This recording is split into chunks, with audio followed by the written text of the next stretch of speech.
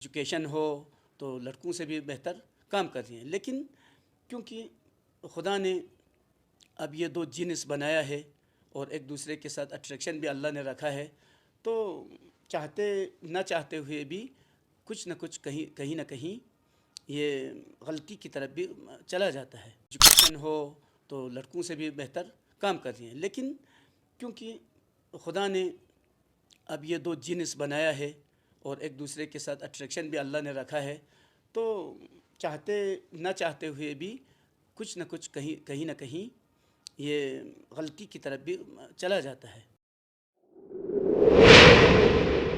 سلام و آداب، آپ دیکھ رہے ہیں لداخ آبزرور۔ میں ہوں آپ کا میزبان افتخار حسین انصاری۔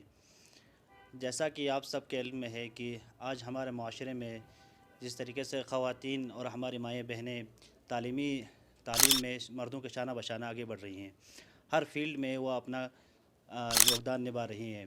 اسی کے ساتھ ساتھ آج ہمارے معاشرے میں تعلیم کے ساتھ ساتھ ہمارے معاشرے میں برائیاں بھی تیزی سے پھیلتی جا رہی ہیں، اور ہمارے معاشرے میں شرم حیا کا وقار اور اسلامی اقدار و ویلیوز ختم ہو رہی ہیں۔ اسی سلسلے میں آج ہم کرگل کے ایک مشہور و معروف شخصیت کے ساتھ یہاں پہ بیٹھے ہیں، جن سے ہم آج جاننے کی کوشش کریں گے کہ ہمارے معاشرے میں بڑھتی ہوئی برائیاں کیوں بڑھ رہی ہیں اور اس کا حل کیا ہے۔ اس کے لیے آج میں شکر گزار ہوں ہمارے حاجی حسین صاحب کا کہ انہوں نے ہمیں وقت دیا۔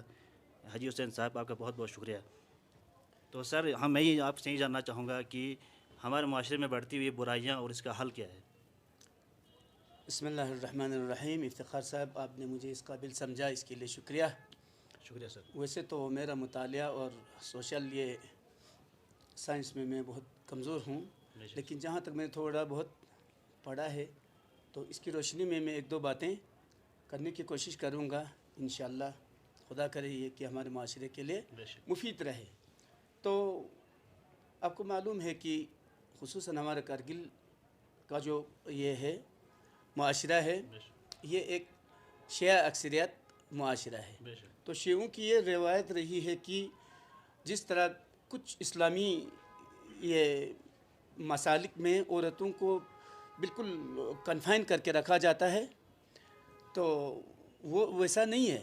ہمارا ہر جگہ ہر وقت اور ہر جگہ معاشروں میں عورتیں مردوں کی شنہ بشنہ آتی رہی ہیں، تو اس کی وجہ سے، اس اختلاط کی وجہ سے کچھ مشکلات بھی پیدا ہو جاتی ہیں۔ تو کرگل تو پہلے ایک کنزرویٹو ایک یہ تھا، اپنے کھیتی باڑی اور اس میں لڑکیاں جو ہے وہ گھر پر کنفائن رہتی تھی، لیکن اللہ کے فضل سے ایک اچھا مثبت یہ ایک ہے کہ ہماری بیٹیاں آج ہر جگہ پہنچ گئی ہیں۔ سپورٹس ہو، ایجوکیشن ہو تو لڑکوں سے بھی بہتر کام کرتی ہیں، لیکن کیونکہ خدا نے اب یہ دو جنس بنایا ہے اور ایک دوسرے کے ساتھ اٹریکشن بھی اللہ نے رکھا ہے، تو چاہتے نہ چاہتے ہوئے بھی کچھ نہ کچھ کہیں نہ کہیں یہ غلطی کی طرف بھی چلا جاتا ہے، تو جس کے لیے ہمیں سائنٹیفک اقدامات اٹھانے کی ضرورت ہے۔ تو اس سلسلے میں آپ سے عرض یہ کروں گا کہ یہ پرابلم سب سے پہلے ایران میں بھی وہی آیا تھا، کیونکہ وہاں بھی شیعہ اکثریت ہے، تو وہاں اس وقت 1950s کی بات کر رہا ہوں میں، آیت اللہ مطہری اور ایک جو وہاں کا اسکالر تھا، ایک سیکولر اسکالر، تو اس کے بیچ میں، ان کے بیچ میں اخباروں میں کچھ اس کے بارے میں بہت بحثیں بھی ہوئی تھی، تو اس کو کمپائل کر کے ابھی دی رائٹس آف وومین ان اسلام کر کے بھی ایک نکلا ہے۔ تو اس میں یہ دکھایا گیا ہے کہ یہ مطلب لڑکیوں کو آنا چاہیے، یا ہم ان کو گھر پر کنفائن رکھیں تو کیا یہ برائیاں ختم ہو جائیں گی، سیگریگیشن کریں، ان کو الگ الگ رکھیں تو کیا اس سے ہمارا حل ہو جائے گا مسئلہ۔ تو آیت اللہ مطہری فرماتا ہے کہ اسلام میں دو نظریہ رہا ہے، یا تو لڑکیوں کو آپ لڑکوں سے سیگریگیٹ کر کے ان کو الگ رکھو ہر فیلڈ میں، کوئی ایجوکیشن بھی نہیں، ان کے لیے اگر ایجوکیشن دے دیں تو ابنا ایک سلسلہ ہو تاکہ ان کی عفت اور ان کی عزت محفوظ رہے۔ تو دوسرا نظریہ یہ ہے کہ نہیں، ان کو آگے بڑھنے دو، سب کے ساتھ ان کو بھی تعلیم حاصل کرنے دو، چاہے ان کا عفت عزت رہے یا نہ رہے۔ لیکن اسلام کا مطلوب نظریہ کیا ہے؟ تو وہ فرماتے ہیں کہ سیگریگیشن اور الگ کی تو بات ہی نہیں ہے، کیونکہ یہ دونوں انسان ہیں، دونوں کو تعلیم بھی حاصل کرنے کا یہ ہے، حق ہے، اور ان کا یہ منٹل لیول بھی دونوں کا برابر ہے۔ تو ہمیں ایسے اقدامات کرنا چاہیے کہ لڑکوں کے شانہ بشانہ ہماری بیٹیاں بھی آگے جائیں، لیکن نہ صرف لڑکیوں کو بلکہ لڑکوں کو بھی ہم اس طرح سے ان کو مطلب ان کے اندر سائنٹیفک ایک سوچ پیدا کریں کہ لڑکوں کو اپنے ہماری بیٹیوں کا عزت کرنا آ جائے، اور لڑکیوں کو یہ پتہ چلے کہ بھئی میں لڑکا نہیں ہوں، میں لڑکی ہوں۔ تو اس فرق کو ذہن میں رکھنا بہت ضروری ہے، کیونکہ یہ بالکل جیسے کہ پازیٹیو اور نگیٹو کی طرح دو تارے ہیں، ہے نا؟ تو نگیٹو پازیٹیو کا کام نہیں کر سکتا ہے، پازیٹیو نگیٹو کا کام نہیں کر سکتے، ان کے اپنے اپنے فیلڈ میں اپنے اپنے یہ ہیں۔ شکریہ حاجی صاحب۔ جیسا کہ آپ جانتے کہ آج ہمارے کرگل کے معاشرے کی اگر میں بات کروں خصوصاً، تو ہمارے معاشرے میں پہلے یہاں پہ مطلب مردانہ لباس عورتوں کا پہننے کا کوئی چال چلن تھا نہیں۔ آج کل آہستہ آہستہ وقت کے بدلتے حالات کے ساتھ ہمارے یہاں پہ مردانہ لباس عورتیں پہننا شروع ہو گئی ہے، ہماری بہن بیٹیاں پہننا شروع کر دی ہے۔ اس کے اوپر والدین اور ان کے جو گھر والے ان کی بے حسی یہ سمجھ سے باہر ہے، تو اس بارے میں آپ کیا کہیں گے؟ دیکھیے، اسلام کی عورتوں کے لیے، ہماری بیٹیوں کے لیے یا مردوں کے لیے کسی خاص لباس کا یہ اسلام میں تصور نہیں ہے۔ یہ اوپر کا ایک لباس جو ہے وہ ایک کوریج ہے، لیکن پھر بھی سوسائٹی کو نظر میں رکھ کر کوئی بالکل لڑکے کے اس میں چلے یا کوئی لڑکیوں کا لباس پہن کے چلے، یہ بھی ریکمینڈڈ نہیں ہے۔ باقی دیکھیے، ہمارے پرانا وہ سٹائل وہ تو رہے گا نہیں۔ تو اصلی ہے انسان اپنے جسم کو اس طرح چھپائے کہ اس کے نشیب و فراز غیر محرم کو کے نظر ظاہر نہ ہو۔ تو آپ جین بھی پہن سکتی ہیں ہماری بیٹیاں، تو ماڈرن لباس میں بھی کوئی پرابلم نہیں ہے۔ تو ایسی بات نہیں ہے کہ ان کو ہم ابا قبا میں رکھیں گے، تو اس طرح سے نہیں۔ تو ہمارے بیٹیوں کو یونیورسٹیز میں جانا ہے، وہاں دوسرے سوسائٹیز کی بھی لڑکیاں ہیں، وہ بیٹیاں ہیں، تو وہ جو لباس وہ پہنتی ہیں اس طرح سے پہننے میں کوئی حرج نہیں ہے۔ البتہ جیسے کہ ابھی سینے کو کھلا رکھتا ہے، بالوں کو کھلا رکھتا ہے، تو ایسی چیزیں یہ اس کی اجازت اسلام نہیں دیتا ہے۔ اور صرف لباس کی نہیں ہے، مطلب کہ کوئی تو ہوگا اچھی طرح سے اپنے جسم کو ڈھکا ہوگا، مگر اس کی نظروں میں شرم اور حیا نہیں ہوگی، اس کو بات کرنے کی کا مطلب کہ تمیز نہیں ہوگی، یا کوئی چلتے وقت اس کو یہ پتہ نہیں ہوگا کہ مجھے بھائی بازار میں کیسے چلنا ہے، مجھے غیر محرم کے سامنے کیسے باتیں کرنی ہیں، وہ نہیں ہوگا، تو آپ کے لباس سے کام نہیں چلے گا۔ جی جی، اس بارے میں قرآن میں بھی ہے کہ اللہ تعالیٰ نے عورتوں سے پہلے مردوں کو حجاب کا حکم دیا، یعنی اپنی نظروں کو جھکانے کا حکم دیا ہے۔ ہاں بالکل۔ جی جی بالکل۔ تو اس بارے میں آپ سے یہ جاننا چاہوں گا کہ آج کل ہمارے کالجز میں یونیورسٹیز کے اندر جو کو ایجوکیشن ہے، ہاں اس کے کو ایجوکیشن کو آپ دیکھتے ہیں کہ اس کے کافی فائدے بھی ہیں، تو اس میں کافی نقصانات بھی ہیں، بالکل۔ تو اس بارے میں آپ کیا کہیں گے؟ دیکھیے، کیونکہ ہمارے ادھر ہم ایسے منطقے میں رہتے ہیں کہ جہاں مسلمانوں کی بالکل اکثریت نہیں ہے، بہت ہم اقلیت میں ہیں، تو ہم اس کو سیگریگیٹ کر کے الگ الگ کر کے وہ یونیورسٹیز اس کی تو ہم مطالبہ کر نہیں سکتے ہیں۔ ہماری یہ مجبوری ہے کہ کوئی ایجوکیشن جو ہے وہ اس میں ہی رہیں۔ تو ہمیں الگ سے ایسے پروگرامز منعقد کرنا چاہیے کہ ہمارے بیٹیوں کو اپنے میرا عزت نفس کیا ہے، میں کون ہوں۔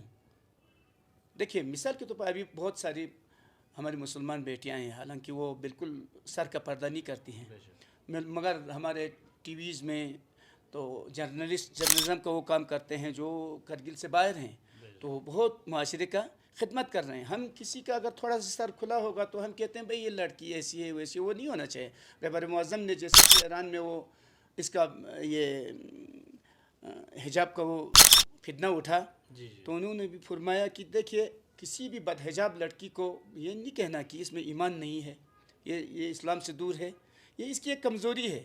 جیسے کہ کوئی لڑکا اپنا داڑھی منڈاتا ہے تو وہ اسلام سے خارج نہیں ہوتا ہے، نہ وہ بے ایمان بھی نہیں ہے، مگر اس کی ایک کمزوری ہے۔ اسی طرح سے ہماری ایک بیٹی کی کمزوری ہو سکتا ہے کہ وہ تھوڑا سے اس کے بال نظر آئیں، کیونکہ ایسے ہی تمام سراؤنڈنگ میں ایسے ہی جب لڑکیوں کو دیکھتا ہے تو تھوڑا اس پر بھی اثر پڑتا ہے، ان سے کوئی فرق نہیں پڑتا ہے۔ بٹ ہمارے ادھر کیا ہے، ہمارے ادھر ہماری بیٹیوں کے لیے اور ہمارے بیٹوں کے لیے خصوصاً ایڈولسین میں رائٹ فرام 11 ایئرس ٹو 19، یہ بڑا ایک خطرناک ایک سٹیج ہوتا ہے۔ تو ان کو اس میں کیسے ہم گائیڈ کریں، ان کو اچھی طرح سے اپنے مقام کو کیسے پہچانیں، یہ پروگرام، ایسا پروگرام رکھنا بہت ضروری ہے ہمارے مرکزوں کے لیول پر بھی اور ہمارے گاؤں کے لیول پر بھی.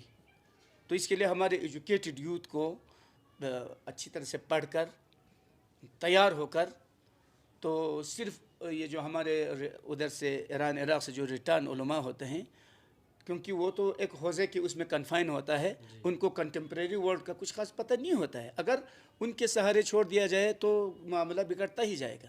اس میں جو ہمارے یونیورسٹی ریٹرن بچیاں، ہمارے بیٹے، تو ان کو آ کر یہ اویئرنیس پھیلانے کے بہت روٹ لیول سے ایک پروگرام کرنے کی بہت ضرورت ہے.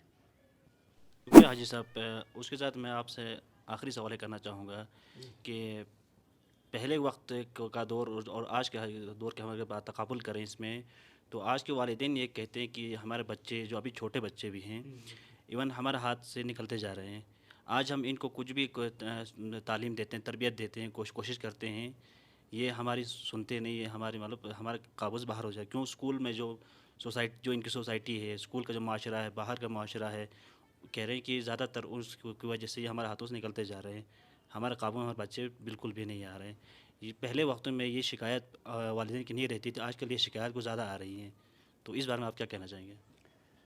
دیکھیے، اس سلسلے میں امام جعفر صادق علیہ السلام سے ایک حدیث مروی ہے، العالم بزمانہ لا تہجموا علیہ اللوابس.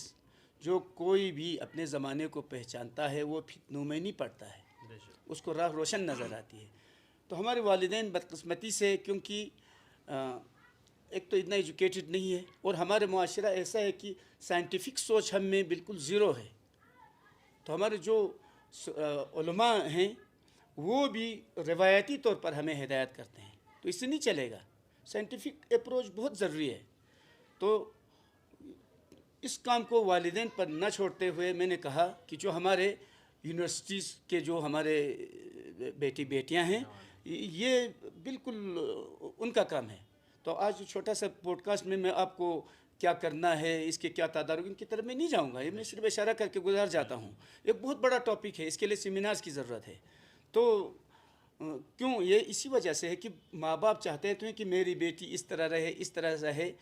تو وہ ہونے والا نہیں ہے، کیونکہ حضرت علی علیہ السلام بھی فرماتا ہے، دیکھو بھائی، اپنے بچوں کو تم اپنے اخلاق پر بڑا مت کرو، ریز مت کرو، کیونکہ خدا نے ان کو ایک اور زمانے کے لیے پیدا کیا ہے نا. تو وہ بیچارہ کچھ اور سوچ رہے ہیں، تو ان کی سوچ بھی صحیح ہے، مگر کیونکہ وہ صرف سوچ رہا ہے، اس کو راستہ نظر نہیں آ رہا ہے، اس کے پر سائنٹیفک اس کے پر ایجوکیشن نہیں ہے، how to tackle this problem scientifically. یہ میں سائنٹیفک اس پر بہت زور لگا رہا ہوں. دیکھیے، ایسی بات بتانا اور ہے، کسی چیز کو کسی معاشرے میں سائنٹیفکلی ہمارے بچوں کو سمجھانا اور ہے. اگر آپ بالکل اس کو سائنٹیفک وے میں سمجھائیں تو سوال ہی نہیں ہے. مثال میں آپ کو صرف لبنان کے ایک دینا چاہتا ہوں. لبنان میں کہتے ہیں کہ مشرق وسطیٰ کا دلہن کہا جاتا تھا. وہاں بیروت میں کہتے ہیں کہ وہاں تمام عیاشی کے لیے تمام دنیا سے لوگ آتے تھے. تو وہاں بدکاری کے اڈے 16,000 اڈے تھے. تو کہتے ہیں اس میں 85% جنوبی لبنان کی شیعہ بچیاں تھیں، کیونکہ ان کو بلا پھسلا کر کام کا لالچ دے کر ان بیچاروں کو بیروت لاتا تھا، تو غلط کام میں لگا دیتا تھا. آج کہاں ہیں لبنان کی بیٹیاں اور وہاں کے بیٹے کہاں ہیں؟ کیوں؟ کیونکہ وہاں ایسے لوگ گئے، وہاں امام موسیٰ صدر ایران سے تشریف لے گئے، ڈاکٹر مصطفیٰ چمران وہاں گئے، آیت اللہ سید محمد حسین فضل اللہ نے کام کیا، آیت اللہ عبد الحسین شرف الدین نے کام کیا. تو آج کہاں پہنچ گیا؟ تو میں اس پر کوئی بڑا کام نہیں ہے، ہم آرام سے کر سکتے ہیں.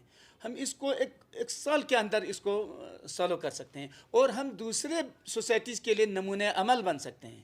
ہمارے مثال کے طور پر جو نان مسلم بیٹوں کے لیے بھی، لیکن شرط یہ ہے کہ ہم میں وہ نالج ہو، وہ سائنٹیفک نالج ہو، اس کو ہم حاصل کریں اور اس کے بعد سوسائٹی میں اس کو ڈیلیور کریں.